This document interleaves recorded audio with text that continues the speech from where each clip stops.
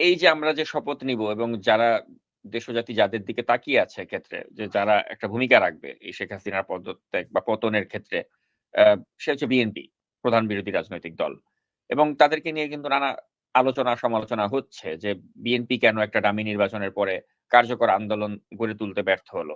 এবং এক্ষেত্রে বেশিরভাগ দায়ী কিন্তু করেছে যে বিএনপির যারা এ পর্যায়ে বিভিন্ন কমিটির নেতা-নেত্রী রয়েছেন তাদের দিকেই কিন্তু সকলে আঙ্গুল তুলেছে যে তাদের ব্যর্থতার কারণেই কার্যকর আন্দোলন হচ্ছে না।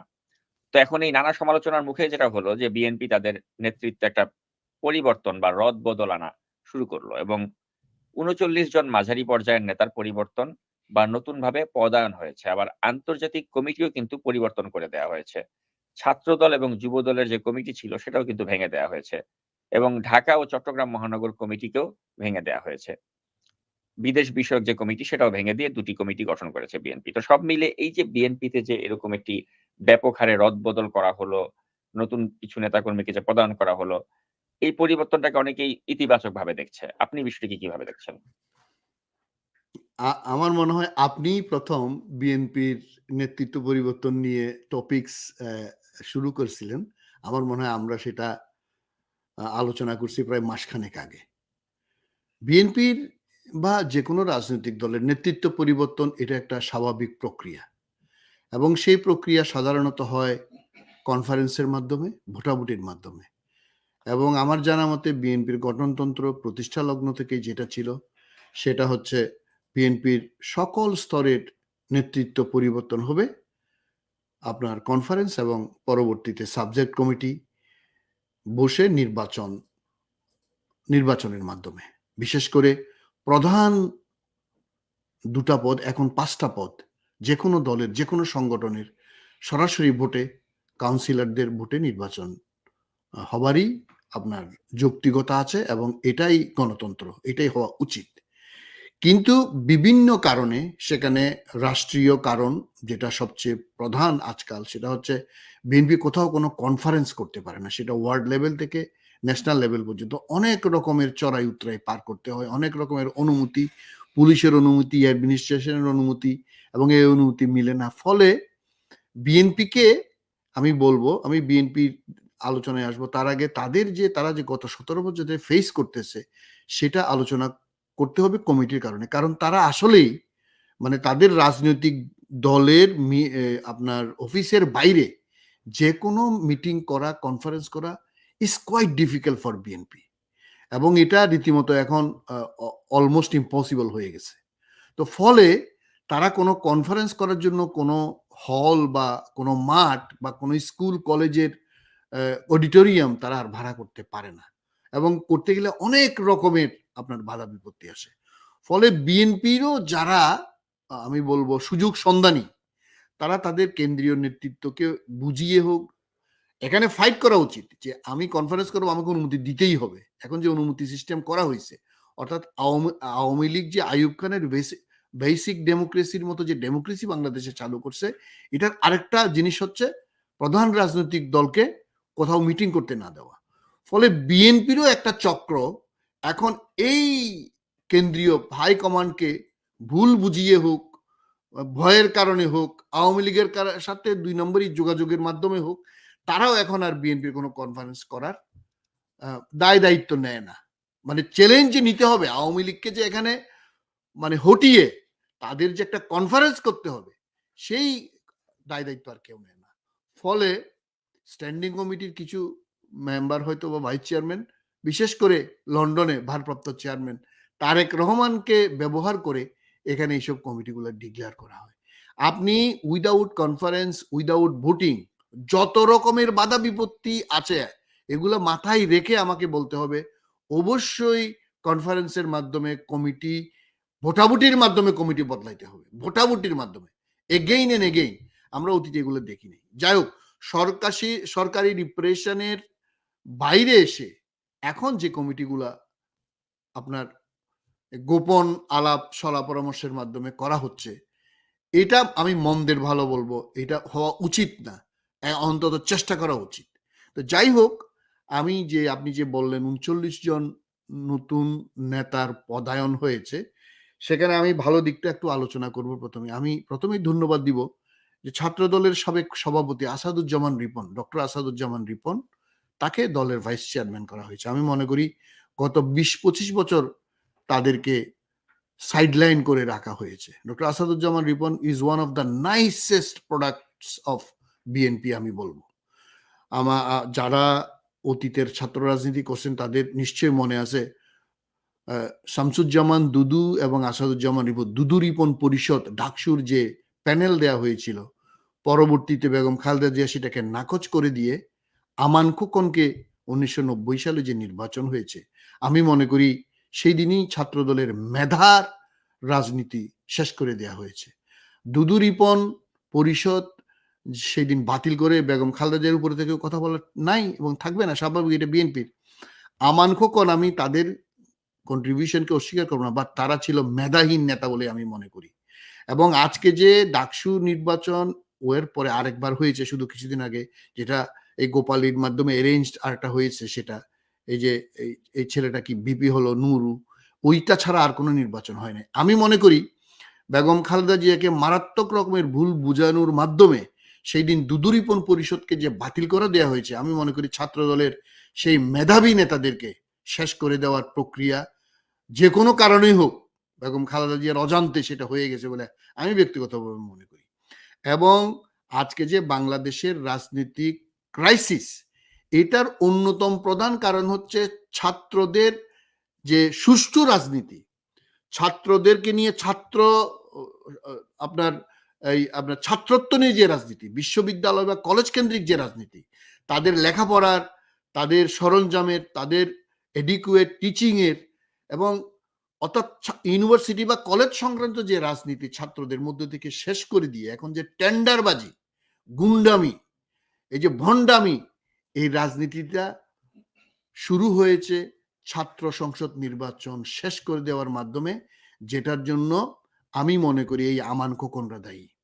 এবং এটাই ভুল বোঝানোর মাধ্যমে আজকে যে বাংলাদেশে ছাত্র রাজনীতি সুষ্ঠু না হয়ে সব টেন্ডারবাজ, গুন্ডাবাজ এই যে শুরু হয়েছে, এবং ছাত্রলীগ ছাড়া বাংলাদেশের কোনো প্রতিষ্ঠানে আর কোনো ছাত্র সংগঠন না থাকার এই যে কর্মকাণ্ডটা, আমি মনে করি এটার জন্য বিএনপি দায় এড়াইতে পারবে না। বিশেষ করে আমান খোকন নামক এই মেধাহীন এই সংগঠনের আসল ফ্লেভার, এসেন্স, ছাত্রদের যে যোগ্যতার যে বহিঃপ্রকাশ ঘটানোর জন্য এই যে ছাত্র সংসদহীন রাজনীতি, সেটা ধ্বংস করে দেওয়ার আজকে যে একদম মাটিতে পুঁতাই দিল বাংলাদেশের ছাত্র রাজনীতি, এটার জন্য কিন্তু আজকে আমরা এই যে আমাদের গণতন্ত্রহীন দেশের গণতন্ত্র উদ্ধারে, অন্য দেশে কি রাজনীতি, ছাত্র রাজনীতি আছে সেটা আমি বলবো না, আমাদের দেশে যে আজকে রাজনীতি একদম শেষ করে দেওয়া হলো, মেধা শূন্য করে দেওয়া হলো, এটার অন্যতম নিয়ামক ভূমিকা পালন করছে বলে আমি মনে করি। যাই হোক, বিএনপির নেতৃত্বে আবার আসি। আসাদুজ্জামান রিপনকে যেমন সরাসরি ভাইস চেয়ারম্যান করা হয়েছে, ওনাকে আগে বিশেষ সম্পাদক নামে সম্পাদক পদের একটা ছোট্ট পদে রাখা হয়েছিল বিনা কারণে। আমি মনে করি তাকে এই যে ফরেন অ্যাফেয়ার্স কমিটি করা হয়েছে, আসাদুজ্জামান রিপনকে আমি মনে করি সেখানে গুরুত্বপূর্ণ পদে রাখা দরকার, এবং আমার জানা মতে তার খুবই ভালো যোগাযোগ আন্তর্জাতিক আছে। তারপরে আপনার এই যে উপদেষ্টা করা হয়েছে কিছু, যেমন জহিরুদ্দিন স্বপনকে করা হয়েছে, আমি সেটা তো তাকে এটাও পজিটিভলি দেখি। এবং আপনার শহীদুদ্দিন চৌধুরী এনিকে যুগ্ম মহাসচিব করা হয়েছে, আমি মনে করি ছাত্র রাজনীতির একটা গুড প্রোডাক্ট সে, তাকেও এটা ভালো, আমি ভালোভাবেই দেখি। এবং আরো যাদেরকে করা হয়েছে অনেককেই আমি মনে করি it is a positive move, কিন্তু সেটা গণতান্ত্রিক হওয়া বাঞ্ছনীয়, এবং সেটা করার জন্য আমি দলের হাইকমান্ড যারা আছেন তাদেরকে অনুরোধ করব, কারণ এভাবে করতে গেলে পকেট কমিটি করা হয়। যেমন এখানে আপনাকে কিছু যদি আমরা আলোচনা করি, যেমন খুলনার নজরুল ইসলাম মঞ্জুর নামে আমার কাছে অনেকেই বলেছে, এবং আমিও দেখেছি, আমি খোঁজ খবর নিয়ে দেখলাম, এই নেতাগুলা দলকে ধরে রেখে দলকে ওখানে আপনার খুলনার মতো জায়গায়, মানে এত সিনিয়র একজন নেতাকে তাকে অব্যাহতি দিয়ে তাকে একদম কোনো রকম দায় দায়িত্ব না দেওয়া, এগুলা হুইসপারিং এর কারণে, এগুলা কিছু কোঠারির কারণে, এই মেধাহীন এই কিছু ছোকরার কারণে, নাবালক কিছু ছেলেপেলের কান কথার কারণে এইসব সিনিয়র নেতাদেরকে অবজ্ঞা করা, আমি মনে করি তারেক রহমান সাহেব বা বিএনপি স্ট্যান্ডিং কমিটির মেম্বার যারাই এগুলা করতেছেন, আপনাদের এগুলো দ্বিতীয়বার চিন্তা করা উচিত। খুলনাতে আমরা আরো একদিন ছোট করে আলোচনা করছিলাম, খুলনা মহানগর বা খুলনা জেলায় এই যে বকুল নামে, রফিকুল ইসলাম বকুল নামে একটা ছোকরাকে যে দায়িত্ব দেওয়া হয়েছে বলে আমরা শুনলাম। কেন? আপনার কাছে কি তথ্য নাই? আপনি বিএনপি মহাসচিবকে দায়িত্ব কেন দিবেন না তারেক রহমান সাহেব? আপনি কি শুধু এই যে কিছু ছোকরার কান কথা, অথবা আপনি কি ব্যক্তিগতভাবে কিছু যোগাযোগের মাধ্যমে একটা কথা শুনলেই কি এইভাবে আপনি কমিটিতে এইসব সিনিয়র নেতাগুলাকে, যেগুলো আপনার পিতার সাথে রাজনীতি, আপনার মায়ের সাথে রাজনীতি করে দলটাকে আজকে এই পর্যায়ে এনেছেন? এই যে আমি এগুলা ব্যক্তিগতভাবে কারোর সাথে আমার যোগাযোগ নাই, কিন্তু আমরা তো দেখছি, জানছি, খোঁজ খবর নিয়ে এবং বলতেছি। এই যে নজরুল ইসলাম মঞ্জুকে কেন এভাবে আপনি অবজ্ঞা করা হইলেন? তারা সরকারি রিপ্রেশনে, সরকার তাকে ধরে নিয়ে গিয়ে নির্বাচন করতে চাইছে, সেটা এখন এমপি হইতে পারত, মন্ত্রী হইতে পারত, কিন্তু লোভের বশবর্তী হইতে সে করে নাই। আমি জাস্ট একটা উদাহরণ দিলাম, এই যেগুলো আমি কয়েকশো নাম বলতে পারবো, অন্তত সিনিয়র নেতা কয়েক ডজনের নাম বলতে পারবো। যেমন আপনি বলতে পারেন আব্দুল্লাহ আল নোমান, আব্দুল্লাহ আল নোমান বা মেজর হাফিজউদ্দিন আহমদ বীর বিক্রম, অথবা আলতাফ হোসেন চৌধুরী, অথবা আমি এরকম অনেক নাম বলতে পারবো। এই যে আব্দুল্লাহ আল নোমানের মতো নেতাকে আপনি আপনার 111-এ তাদের ভূমিকার কথা বলে, বা তাদের চুপচাপ থাকার বা দেশের থেকে চলে যাওয়ার কথা বলে, আজকে যে এভাবে তাদেরকে কোণঠাসা, ওনারা এখন 80 বছর বয়স, এখন আর কিছু দেওয়ার নাই। আজকে যে আপনারা যেসব নেতৃত্বকে মানে রাজনীতিতে কোণঠাসা করছেন, এগুলো তো কোনো ভালো কিছু না। এগুলো তো দলকে এরা দিতে পারতেন। এরা এদের আপনি তো রাজনীতি করতে হলে তো সিজেন্ড পলিটিশিয়ান লাগবে, সওদাগর দিয়ে। ওই যে ওই দুই একজন লোক লম্বা লম্বা কথা বলবে, আপনাদের সুন্দর সুন্দর কথা বলবে, এদেরকে দিয়ে হবে না। Unit seasoned politician. এদেরকে যদি আপনি কাজে না লাগান, তারপরে ধরেন আপনার আমি যে কথাটা, এই যে আপনি ফরেন কমিটির কথা বলেন, আমি সাধুবাদ জানাবো যে ফরেন কমিটিতে উনি হাত দিয়েছেন, অ্যাডভাইজারি একটা কমিটি করছেন, যেটা উনি চেয়ারম্যান নিজে হয়েছেন, আবার একটা assistance to the advisory committee, ওখানে আরো 15-20 জনের নাম এসেছে। তো অ্যাডভাইজারি কমিটিতে আমি অত্যন্ত ভালোভাবে আমরা দেখলাম যে ডক্টর মঈন খানকে যোগ করা হয়েছে। আমি জানি না নজরুল ইসলাম খানকে কেন করা হয়েছে। নজরুল ইসলাম খান একবার কুয়েতের অ্যাম্বাসেডর ছিল, বাট হি ইজ এ শ্রমিক নেতা। আবার দেখলাম ওখানে যেমন আলতাফ হোসেন চৌধুরী আনা হয়েছে, আমি খুব খুশি। নিতাই রায় চৌধুরীকে আনা হয়েছে, ভেরি গুড। আমাদের এই কমিউনিটির একজন লোক দরকার, উনি দলের ভাইস চেয়ারম্যান হিসেবে ওখানে আসছেন, that is very good move. আবার দেখলাম ওখানে কুড়িগ্রাম ডিস্ট্রিক্ট বিএনপির সভাপতি একজন, কুড়িগ্রাম ডিস্ট্রিক্ট বিএনপির সভাপতি, উনার ক্যাপাসিটি নিয়ে আমার কোনো আপত্তি নেই, কিন্তু উনি কেন অ্যাডভাইজারি কমিটিতে থাকবে? আবার দেখলাম সম্পাদক মন্ডলীর 4-5 জনকে অ্যাসিস্ট্যান্ট কমিটিতে রাখা হয়েছে, হোয়ারেস জেলা কমিটির একজনকে এখানে রাখা। তার মানে এখানে তদবির, এখানে মানে আমার ধারণা এখানে তদবিরের জোরে মানে এখানে এসব কমিটিতে কাউকে এখানে ঢুকানো হয়েছে। তারপরে আপনার এখানে একটা ভালো দিক হচ্ছে, আমার অ্যাডভাইজারি কমিটি দেখলাম অ্যাম্বাসেডর সিরাজুল ইসলাম সাহেবকে রাখা হয়েছে, ভেরি গুড। অ্যাম্বাসেডর সিরাজ ইসলাম সম্পর্কে আমি যতদূর জানি, হি ইজ এ ভেরি খুব মেধাবী অফিসার ছিলেন এবং দেশপ্রেমিক একজন মানুষ, কথাবার্তা যা লিখেন, আমি ওনার কয়েকটা আর্টিকেলও পড়েছি, খুব ভালো লিখেন এবং বলেনও। তো আমি এই অ্যাডভাইজারি কমিটিতে আমি জানি না শহীদুল ইসলাম সাহেবকে, প্রফেসর শহীদুল ইসলাম সাহেবকে অফার করা হয়েছে কিনা, বা প্রফেসর দিলারা চৌধুরীর মতো মহিরুহ অধ্যাপককে রাখা হয়েছে কিনা আমি জানি না। এর বাইরে অন্যদের আরো কমিটি আছে, যে রাষ্ট্রপতি জিয়া করতেন অথবা বেগম খালেদা জিয়া করতেন, তারেক রহমান সাহেব সেটা করছেন। আর তাছাড়া উনি দলের প্রধান, এখন বেগম খালেদার অ্যাবসেন্সে উনি এখানে প্রধান কেন হয়েছেন আমি জানি না। হয়তো এটা ভালোর জন্য হইতে পারে, উনি যদি সিরিয়াসলি দেখাশোনা করে ইটস নাইস। কিন্তু অ্যাসিস্ট্যান্ট যাদেরকে করা হয়েছে এখানে, কারো ব্যক্তিগতভাবে আমি অনেককে চিনি বা 2-4 জনকে আজকাল চিনি না, তাদের দায়িত্বটা কি? আপনি কি শুধু নাম, ওরা কি মানে নাম বিক্রি করে ওরা চলবে? ওদের কাজটা কি? আপনি তো একটা অ্যাডভাইজারি কমিটি করবেন, একটা ফরেন অ্যাডভাইজারি কমিটিকে সাপোর্ট দেওয়ার জন্য একটা অ্যাসিস্ট্যান্ট কমিটি করছেন, কাকে বাদ দিচ্ছেন এটা দলের আপনাদের ব্যাপার। এগুলো নিয়ে আমরা অবশ্যই সেসব বিশ্লেষণ করব, আলোচনা সমালোচনা করব, আমাদের দৃষ্টিতে, আমাদের ক্ষুদ্র দৃষ্টিতে যেটা ভালো যেটা মন্দ, সেটা দেশের জন্য কোনটা ভালো সেটা আমরা বলবো। কিন্তু তাদের কাজটা আপনি কি দিলেন? আপনি অ্যাডভাইজারি কমিটির, আমরা অনুরোধ করব, আপনি যুক্তরাষ্ট্র যে ডেস্ক, এটা কারা দেখবে? আপনার ভারতের ডেস্ক এটা কারা দেখবে? Middle east, European union, Canada, Australia, UK এটা কারা দেখবে? মিডল ইস্ট কারা দেখবে? আপনাকে তো স্পেসিফিক্যালি আপনাকে দায়িত্ব দিতে হবে, এবং সেটা যে প্রকাশ্যে দিতে হবে এটা আমরা বলছি না। আমরা তো বাংলাদেশের মানুষ তো এন্ড রেজাল্ট চাইবে। আপনি বাংলাদেশে আসল কাজটা সংগঠনের নেতারা রাজনৈতিকভাবে মোকাবেলা করবেন, কিন্তু আপনার যে আন্তর্জাতিক সম্পর্ক যে মারাত্মক রকম দুর্বল, আপনারা যে আন্তর্জাতিক সম্পর্কে যে আপনারা বলতে গেলে এটা কিছুই করতে পারেন নাই, এটা তো 28 অক্টোবরের পরে আমরা দেখলাম। 28 অক্টোবরের পরে যখন মাঠের রাজনীতি আওয়ামী লীগ ক্র্যাশ করে দিল, আনফরচুনেটলি একদম ক্র্যাশ, মাটিতে মিশাই দিল, তখন তো আপনাকে টেবিল টকে বাংলাদেশের এত বড় জনপ্রিয় রাজনৈতিক দলকে এইভাবে ক্র্যাশ করে দেওয়ার পরে আপনারা শুধু যুক্তরাষ্ট্রের অ্যাকশনের উপর আশা করছেন। আপনাদের রাজনৈতিক অ্যাকশন, আপনাদের আন্তর্জাতিক অ্যাকশন, আপনাদের সাংগঠনিক অ্যাকশন কিছুই তো দেখা যায়নি মিস্টার তারেক রহমান।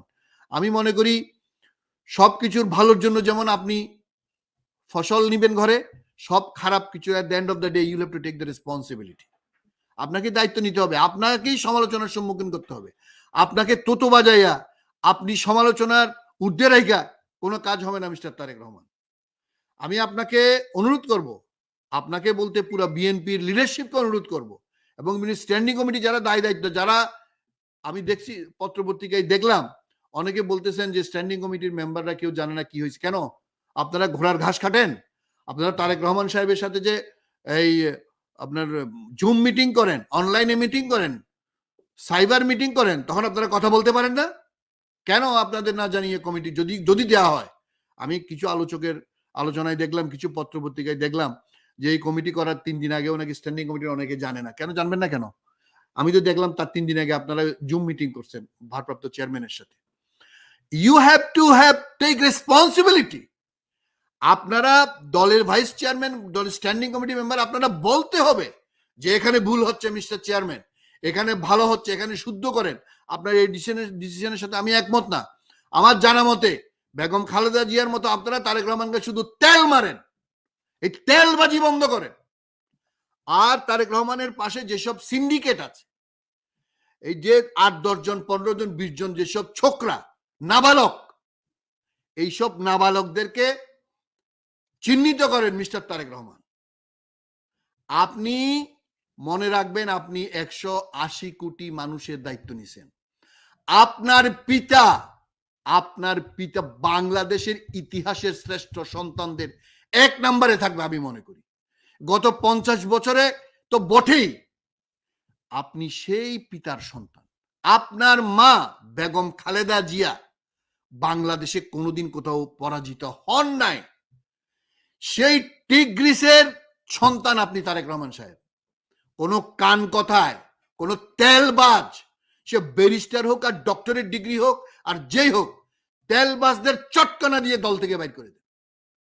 আপনি আন্তর্জাতিক ভাবে, জাতীয়ভাবে আপনি যে নেতৃত্ব দিচ্ছেন, আমরা মনে করি ভালো মন্দ মিলে আপনি এখনো যথেষ্ট ভালোভাবেই নেতৃত্ব দিচ্ছেন, কিন্তু আপনি এন্ড রেজাল্ট আনতে পারেন নাই 2014 সালে, 2018 সালে, 2024 সালে।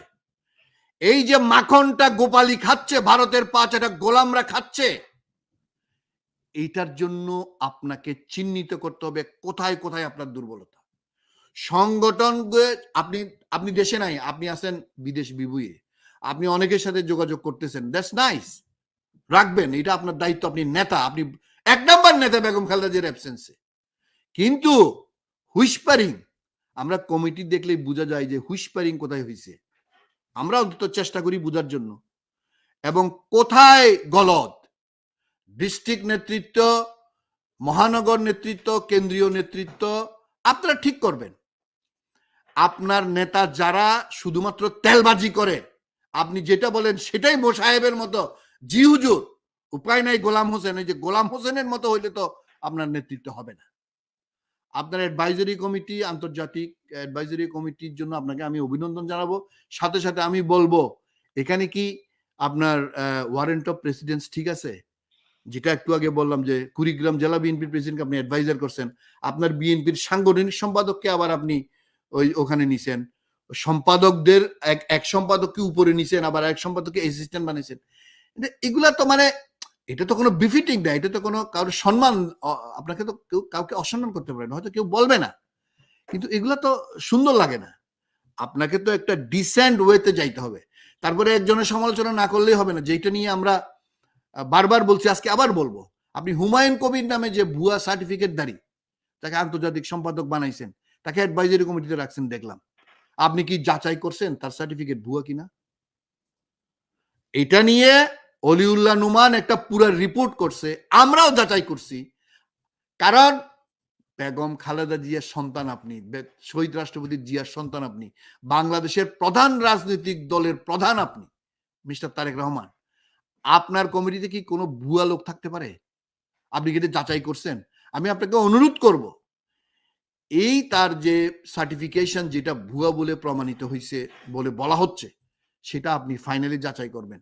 এইসব লোক যে রাষ্ট্রপতি জিয়ার সমালোচনা করছে, যে ৮০-৯০ দশকে বিএনপি ভুল রাজনীতি করছে বলে, আমি জানি না তার আর্টিকেল জীবনে আমি পড়ি নাই, সে হিন্দু পত্রিকায় যে সাক্ষাৎকার দিছে, ভারতের কাছে নতজানু হইয়া ভারতের ২ নম্বর দালাল হওয়ার জন্য বিএনপিকে সে যে অ্যাডভাইস করছে, সে হুমায়ুন কবির, সে এখানে কেন? আমি আপনাকে ব্যক্তিগতভাবে অনুরোধ করব, তার সাথে আমার ব্যক্তিগত কোনো সম্পর্ক নাই, আমি তাকে জানিও না, চিনিও না, কিন্তু যেগুলো পত্রপত্রিকায় আসছে, যেগুলা অত্যন্ত ক্রেডিবল সমালোচনা আসছে, সেগুলোকে আপনি যাচাই করবেন না। যাই হোক, আমি সামগ্রিকভাবে বিএনপির ৩৯ জন নেতার পদায়ন, প্রমোশন, অ্যাডভাইজারি কমিটি এবং অ্যাডভাইজারি অ্যাসিস্ট্যান্ট কমিটি, এবং ঢাকা উত্তর এবং দক্ষিণ কমিটি, চট্টগ্রাম মহানগর কমিটি এবং ছাত্রদল এবং যুবদলের কমিটি পরিবর্তনকে আমি মনে করি এটা একটা স্বাভাবিক প্রক্রিয়া, রিভাইটালাইজ করার জন্য দলকে, এটা গুড। তবে সেই গুডের মধ্যে যে ব্যাডটা, সেটা হচ্ছে it is not a democracy. You have to have democratic process to change the leadership. আপনি এগুলো এখন করছেন, ঠিক আছে, করেন।